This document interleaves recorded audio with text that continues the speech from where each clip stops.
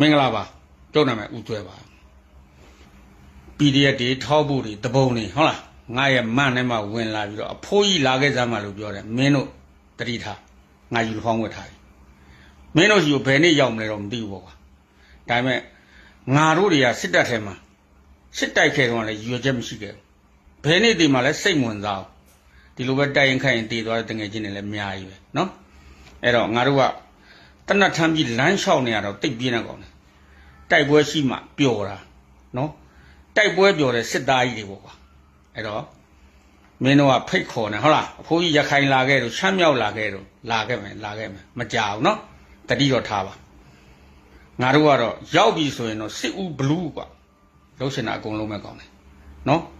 အဲ့တော့ဘာပဲပြောတမတော်ကြီးမှာတာဝန်ထမ်းဆောင်နေတဲ့လက်ရှိတာဝန်ထမ်းဆောင်နေတဲ့နောင်တော်တွေညီတော်တွေညီငယ်လေးတွေပေါ့ကွာလေးစားပါလေနော်ယောက်ျားထဲမှာစစ်သားဆိုတာလူတိုင်းမဖြစ်နိုင်ပါဘူးအလုံးကျေးဇူးတင်ပါတယ်